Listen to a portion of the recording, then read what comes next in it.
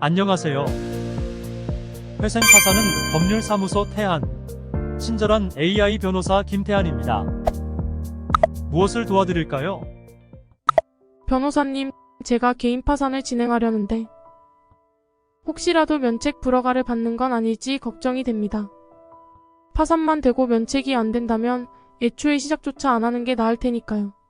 네. 개인 파산을 고려하고 계신다면 혹시 파산 신청을 하였다가 면책 불허가를 받는 건 아닐지 걱정이 앞설 수 있는데요.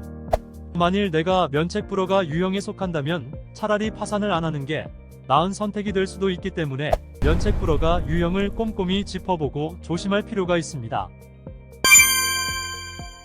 오늘은 실제 실무상 가장 문제가 되는 개인 파산 면책 불허가 유형 3가지를 알려드릴게요. 내가 혹시 이 유형에 속하는 건 아닌지 살펴보고 걱정이 된다면 자세한 상담도 받아보시길 바랍니다. 특히 면책 불허가 유형에 속한다고 해도 재량면책이라는 제도를 이용하여 면책을 받을 수 있으므로 반드시 전문가와 상담을 통해 상세한 검토를 받아보시면 좋겠습니다. 월세 보증금에 압류가 들어올까봐 사촌 명의로 임대차 계약을 변경했습니다. 파산을 하려면 재산이 없어야 할 것 같다는 생각에 살고 있는 집이나 가지고 있는 사업장의 보증금 또는 보험 등을 가족 등 제3자 명의로 변경하였다가 문제가 되는 경우가 많습니다. 파산 관제인은 채무자의 계약서의 과거 내역까지 꼼꼼히 검토하여 면책 결정을 내리므로 제3자 명의로 계약 변경을 한 경우 재산 은닉을 문제 삼을 수 있습니다.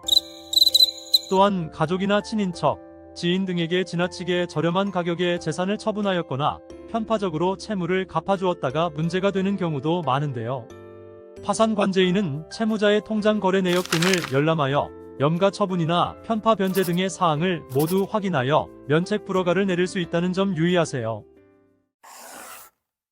사업이 어려워져 사업장을 폐업하고 후배에게 사업을 물려주게 되었습니다. 개인 파산은 개인회생과 달리 법원에서 인정한 최저 생계비보다 내 소득이 크다면 신청할 수 없죠.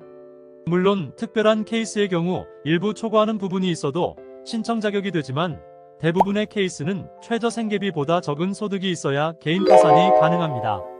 때문에 자신의 소득을 낮추기 위해서 실제 소득보다 낮은 소득을 잡아서 허위의 자료를 제출하려는 경우가 있는데요. 대표적으로 기존 사업장을 폐업 신고하고 새로운 대표자 명의로 사업자 등록을 하거나 직장에서 일을 하고 있음에도 불구하고 다른 사람의 명의로 급여를 받고 있는 경우를 생각할 수 있습니다. 파산 관제인에게 적발이 되지 않도록 요령껏 제3자 명의로 사업장을 운영하거나 급여를 받아 쓰는 경우도 있지만 대부분은 통장 내역이나 카드 내역 등 어디에라도 흔적을 남기게 되므로 집요한 파산 관제인에 의해 적발이 될 위험이 큽니다. 이처럼 허위로 소득을 신고하였다가 적발되면 면책 불허가가 날 수 있으므로 주의하시길 바랍니다. 도박으로 큰 빚을 지는 바람에 파산을 알아보게 되었습니다. 개인회생과 달리 개인 파산은 도박으로 과대한 채무를 지게 된 경우 면책이 어려울 수 있습니다. 개인회생은 소득이 있는 사람이 일정 기간 동안 법원에 변제금을 납부하여 최종적으로 면책을 받는 제도인데요. 최근 도박, 주식, 코인 등으로 큰 채무를 지게 되어 채무를 탕감받고자 개인회생을 진행하는 분들이 눈에 띄게 늘었습니다. 반면 개인 파산은 과다한 도박이나 낭비 사행성 행위 등으로 재산이 현저히 감소하였거나 과대한 채무를 부담하게 된 경우 면책 불허가 결정을 받을 수 있으므로 조심해야 하는데요. 실제로 실무상 가장 빈번하게 일어나는 면책 불허가 유형의 하나이기도 합니다. 여기에서 중요한 점은 과다한 도박, 낭비 사행 행위로 인해 현저한 재산 감소나 과대한 채무 부담을 하게 되었다는 점입니다. 즉 도박이나 낭비 사행 행위로 인해 파산하게 되었더라도 그 정도가 심하지 않다면 면책이 가능한 것입니다. 뿐만 아니라 그 정도가 심한 경우라도 재량 면책 제도를 충분히 활용하여 면책을 받는 케이스도 있으므로 자신의 상황이 걱정된다면 꼭 전문 변호사와 상담하여 도움받아 보시길 바랍니다. 오늘은 개인 파산을 진행했을 때 면책 불허가를 받는 사유로 실무적으로 가장 문제가 되는 유형 3가지를 알아보았습니다. 자신이 이러한 유형에 속하는 건 아닌지 확인하고 혹시 문제가 될 것 같다면 반드시 법률가에게 정확한 검토를 받아볼 필요가 있습니다.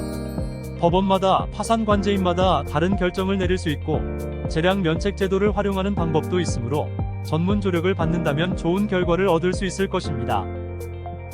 그럼 다음 시간에 또 만나요. 이상 회생 파산은 법률사무소 태안 친절한 AI 변호사 김태한이었습니다.